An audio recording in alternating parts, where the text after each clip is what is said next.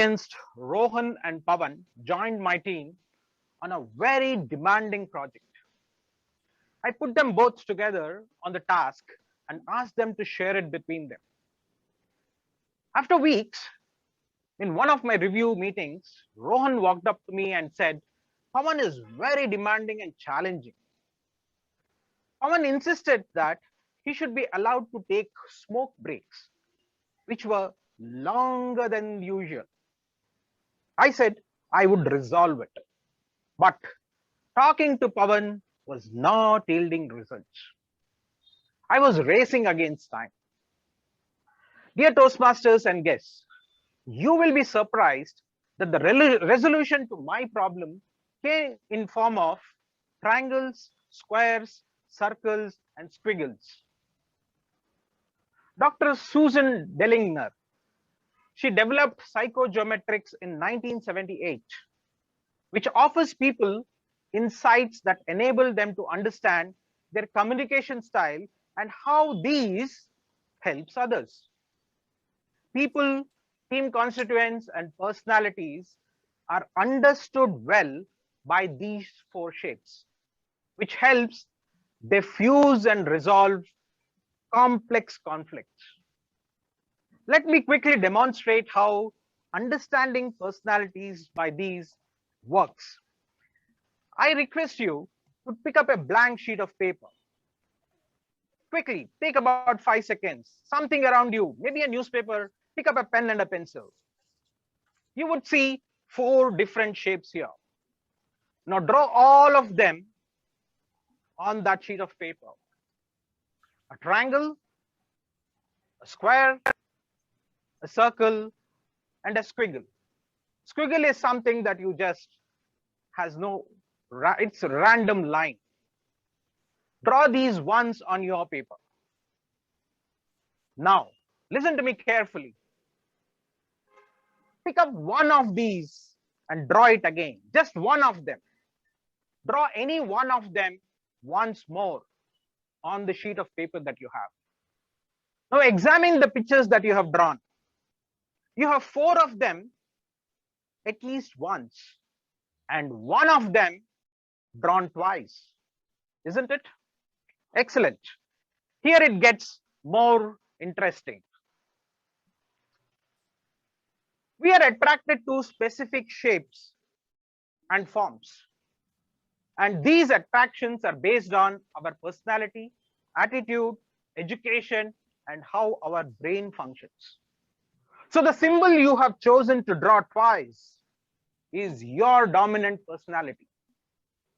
Let me explain this furthermore. When you have two triangles on your sheet, it indicates that you're confident, you're focused, and you're outspoken.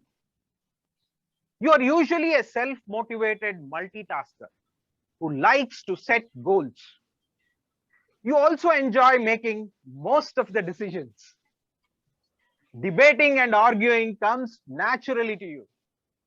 You hate to lose and apologize.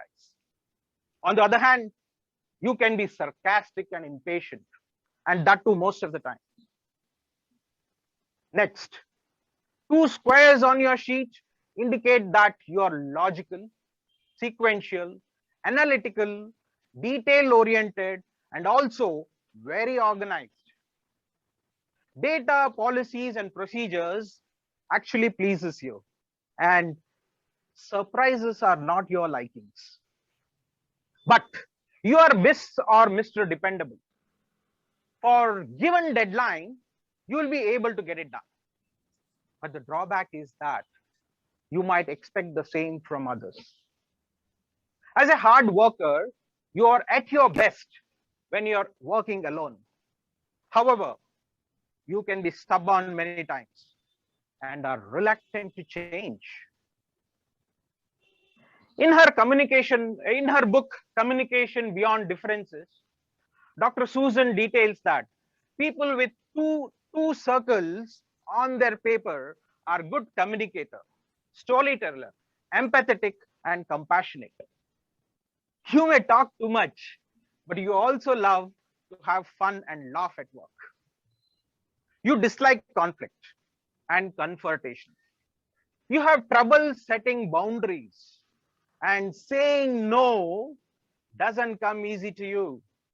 On the other hand, taking things personally is very easy for you. You are hurt and angry. When you are hurt and angry, silence is your immediate companion. When you are in the team, you are a peacekeeper. You love to say, can't we all get this done together? Lastly, those who are squigglers, if that shape is twice on your sheet, you're creative, you're original, you're counterintuitive. You are an idea generator. You like being around the people. And what more, you want attention. You love the big picture though, and you always consider alternatives and possibilities. But mostly, you speak before you think. And most of the time, you don't do research before you shoot. The squiggles get bored very quickly and may not always stay organized. In addition, you may take you like being told what to do. However, you do adapt very rapidly to changes because you want to try out new things.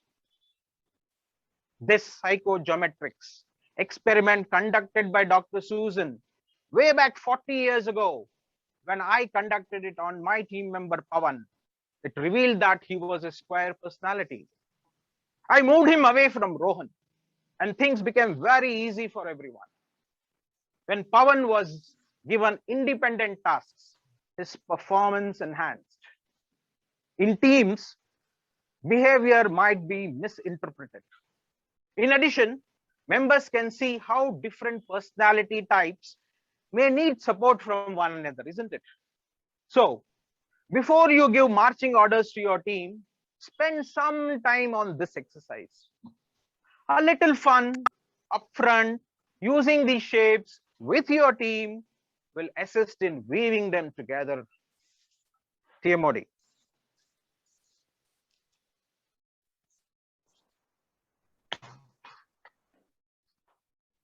Wow, fantastic, Dr. Nagesh. Thank you, Toastmaster Umakant, my fellow Toastmasters guests, and Nagesh in particular. Wow, Nagesh, that was a really illuminating speech. You not just enlightened us on how to assess personalities to build a harmonious team, but you also managed to get us to discover our own personalities. Now, what was it that hooked us to your speech right from the word go? Firstly, you set the context with a situation which all of us are familiar with. And then the way you spoke with clarity, conviction, clarity both in voice and thought. And it was a very well-organized speech giving us the different personalities. And really what got us involved was you made us do the activity. And that's how we got to discover our own personalities, right? And since it was well organized, you had a good opening that hooked us, and you concluded. Now let us see if you met the guidelines of the project. Now here you were supposed to try and understand different research methods, while you told us from where you got this information on that from where you got this psychogeometric system of assessing personalities. You gave the person who has done the research. I felt perhaps you could have given us how effective it was through some other research findings and maybe some other people's endorsements on this method of assessing personalities.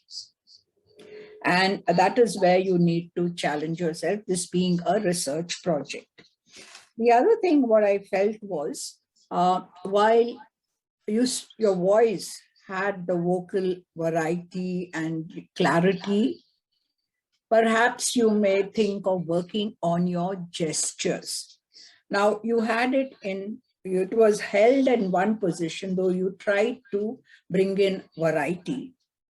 I somehow, for me, I felt it didn't come very spontaneously. So the tip is you get into that situation as though you're explaining it to someone, and it will come out more naturally. And please try and avoid this gesture, Nagesh. Have a look at it. You kept on saying this.